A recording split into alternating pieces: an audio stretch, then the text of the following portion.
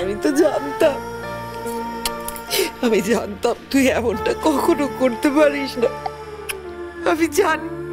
কিন্তু তুই যেটা করেছিস, অন্যায় করেছিস। তুই আমাদের কাউকে না বলে এটা করেছিস। এতগুলো মানুষ গেছিল, তাদের এর থেকেও বড় কিছু বিপদ হতে পারতো, তাদের প্রাণ চলে যেতে পারত। না, তুই ভুল করেছিস। আমি চিরকাল তোর পাশে থাকি, তোকে সাপোর্ট করি, তুই জানিস সেটা। কিন্তু এবার এত বড় একটা সত্যি গোপন করে তুই একদম ঠিক করিসনি, একদম না। আর এই যে আঙ্কু তোর উপর এত রেগে গেছে, সেটাই তো স্বাভাবিক, ও তো রাখবেই। কিন্তু শোন, কে বা কারা এত বড় ষড়যন্ত্রটা করেছে সেটা কিন্তু আমাদের খুঁজে বার করতে হবে রাগা। কে বা কারা তোর বড় বাবুকে এইভাবে মিথ্যে কথা বলে জঙ্গলে ডেকে নিয়ে গিয়ে তীর মেরে তোকে ফাঁসানোর চেষ্টা করেছে, সেটা কিন্তু আমাদের খুঁজে বার করতেই হবে।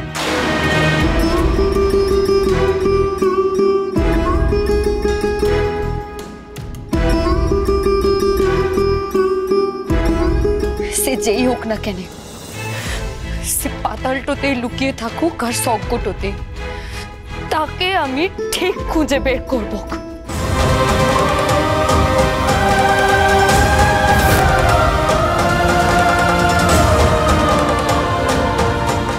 বড়বাবু,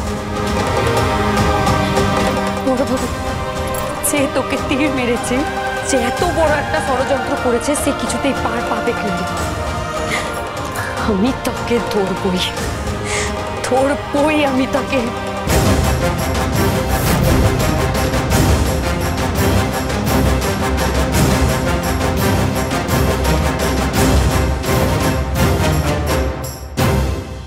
আমার অনুপস্থিতিতে জুয়া খেলার নাম করে মায়ের কাছ থেকে তুমি 2 লাখ টাকা বাগিয়ে নিয়েছো। আমি কিন্তু সবটাই জানি সার্থকী। না বৌদি, সত্যি আমি সত্যি নয়, সত্যি কোনোটাই নয়, সবটাই মিথ্যে। তুমি মিথ্যে কথা বলে নাটক করে মায়ের কাছ থেকে 2 লাখ টাকা বাগিয়ে নিয়েছো। কেন সার্থকী? যা তুমি করেছো আমি চাই না তুমি আর সেটা করো কখনো। যদি কিছু করতেই হয় তাহলে সবকিছু আমরা একসঙ্গে করব। যদি টাকা পয়সা ভাগাভাগি করতে হয় তাহলে একসাথে নয় কেন? শোনো সার্থকী, আমি কিন্তু কাউকে ছেড়ে কথা বলবো না, কারণ আমাদের একটা ভবিষ্যৎ আছে। আজকে বাবা মা চোখ বুঝলে আমার আর সভ্যর কি হবে বলতে পারো? তোমার দাদা তো একজন সাধু মানুষ, সে তো নিজে মুখ ফুটে কিছু বলবে না, যা বলা তো আমাকে বলতে হবে। আমি সভ্যকে নিয়ে কি রাস্তায় দাঁড়াবো? আমি ভিক্ষে করবো? আমার তো আমাকে বুঝে নিতে হবে। আর তুমি যেভাবে মিথ্যে কথা বলে মায়ের কাছ থেকে টাকাটাকে বাগিয়ে নিয়েছো, তোমাকে তো আর বিশ্বাস করা যাচ্ছে না সার্থকী। বৌদি, মুখ সামনে কথা বলো, তোমাকে বিশ্বাস করা যায় না। তোমাকে বিশ্বাস করা যাচ্ছে না। তুমি যেভাবে মিথ্যে কথা বলে টাকা বাগিয়েছো মায়ের কাছ থেকে, তোমার আসল চরিত্রটা আমার কাছে একেবারে পরিষ্কার হয়ে গেছে। বাবার শরীরের এখন যে অবস্থা, আমার মনে হয় সার্থকী বাবা মার সঙ্গে এখনই কথা বলার সময় এসেছে। বাবার সম্পত্তি ভাগাভাগি করাটা একটা উকিল ডেকে এখনই উইল করে দিতে পারেন। আর বাবার শরীরটা তো এখন আগের থেকে একটু বেটার, তাতে উইল করাটা কোনো অসুবিধা হবে না। আর বাবার সম্পত্তি টাকা পয়সা কি আছে না আছে তাহলে আমরাও সবটা বুঝে যাব, সেই অনুযায়ী আমরা আলোচনাও করে নিতে পারবো।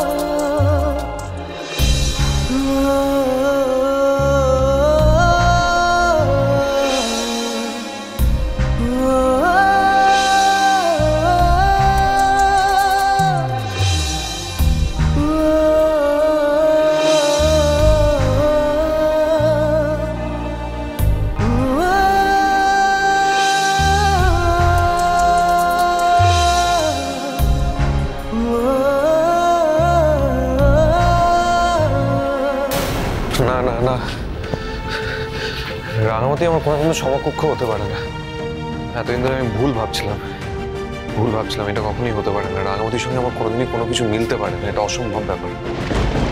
আমি নিজেকে বোকা বানিয়ে এসেছি এতদিন ধরে। আমার আমার আমার আমার চিন্তা, আমার ভাবনা, আমার ক্যারিয়ার, আমার ইচ্ছে, আমার শখ, হাল্লাত, এই সব কিছুর সঙ্গে রাঙামাটির রুচির কোনোদিনও কোনো মিল হতে পারে না। আমি নিজেকে এতদিন ধরে বোকা বানিয়ে এসেছি, আমি ভুল ভেবেছি এতদিন ধরে। এটা সম্ভব নয়, কি করে সম্ভব হবে? তাছাড়া পারিপার্শ্বিক পরিবেশ, রাঙামাটির আমাকে মিথ্যে কথা বলা, এটা আমি কিছুতেই মেনে নিতে পারছি না। রাঙামাটির সঙ্গে আমার কিছুতেই কোনো রকম ভাবে সম্পর্ক তৈরি হতে দেওয়া যাবে না, এটা অসম্ভব। আমি মেনে নিতে পারবো না, ওকে কিছুতেই আমার কাছে আসতে দেওয়া যাবে না, কিছুতেই আর কাছে আসতে দেওয়া যাবে না, কোনো রকম সম্পর্ক তৈরি হতে দেওয়া যাবে না, এটা মেনে নেওয়া যাবে না। এটা আমি কিছুতেই হতে দেবো না।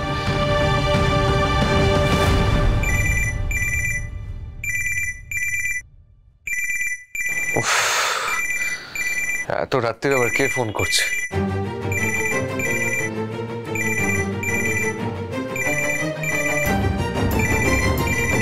Unknown number. হ্যালো,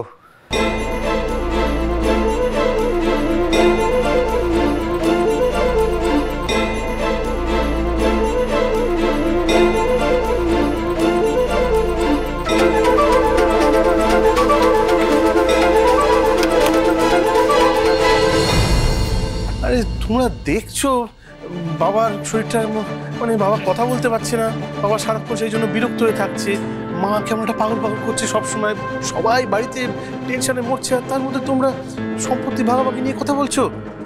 হ্যাঁ বলছি কারণ সময়ের কথা সবসময় সময় বলা উচিত। তুমি তো কিছু বুঝবে না, তোমার ঘটে তো সেই বুদ্ধিটা নেই।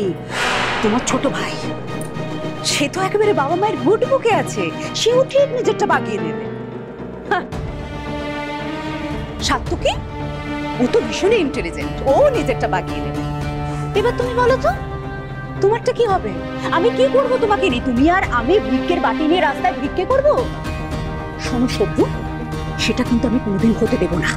আর তাই আমি চাই বাবা মার সঙ্গে এই সম্পত্তি নিয়ে কথাবার্তাটা উঠুক, এগুলো বলা উচিত এখনই। এই জয়েন্ট ফ্যামিলি কোথায় আছে আজকের দিনে তুমি বলতে পারো সভ্য? এই জয়েন্ট ফ্যামিলি নিয়ে কি হচ্ছে? যে যার নিজের মতন সবটা বাগিয়ে নিচ্ছে, আর আমরা এই জয়েন্ট ফ্যামিলি ধরে একেবারে হেদিয়ে পড়ছি কেন? ওয়ার্থলেস। আচ্ছা ঠিক আছে, শোনো প্লিজ, এবার চুপ করো, কেউ যদি শুনে ফেলে কি হবে? শুনবে? আমি সত্যি কথা বলছি, পরিষ্কার কথা বলছি, ফেক কথাবার্তা বলছি না। কি সাত্তকী, আমি কোনো ভুল কথা বললাম? তুমি কি কখনো ভুল কথা বলতে পারো বৌদি? শোন না, শোন আমার কথাটা শোন। বৌদি কিন্তু খুব একটা ভুল বলছে না, কারণ তুই ভাব, বাবার যদি দুম করে একটা কিছু হয়ে যায় তখন কিন্তু আমরা মুশকিলে পড়বো, তাই না? কেন বাবার কিছু একটা হয়ে যাবে এটা ভাবছিস কেন? ডাক্তার তো পরিষ্কার বলে দিয়েছে যে বাবা আবার কথা বলতে পারবে। কবে কথা বলবে? আর যদি কথা না বলতে পারে, এত বড় একটা অপারেশন যদি শরীরে মানে ভালো মন্দ একটা কিছু হয়ে গেলে তখন কি হবে বল? না তুই একবার ভাব দাদা, তাকে এই প্রস্তাবটা শোন না।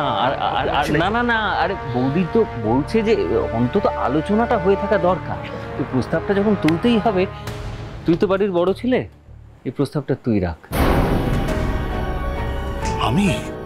হ্যাঁ তুমি বাবাকে পরিষ্কার করে এটাই বলবে যে বাবা, তোমার তো শরীরের এখন এই অবস্থা, তুমি সম্পত্তির ভাগাভাগি নিয়ে কি চিন্তা ভাবনা করেছো? যদি বলো তাহলে খুব সুবিধা হয়। সভ্য, তুমি এত টেনশন করছো কেন? আমি তোমাকে সবটা বুঝিয়ে বলবো, আর ঠিক যেমন ভাবে আমি তোমাকে শিখিয়ে দেবো তুমি সেভাবেই বলবে, কেমন সভ্য? আবার আরেক বিপদে ফেললো। আমি তো সব সম্পত্তির টাকা পয়সা থেকে সবসময় দূরে থাকতে চাই, তবু আমাকে এরা ভিড়িয়ে দেবে। হে ভগবান, বাবা মার সামনে এখন এইসব কথা কিভাবে বলবো? রাঙামতি নিরুন্দা।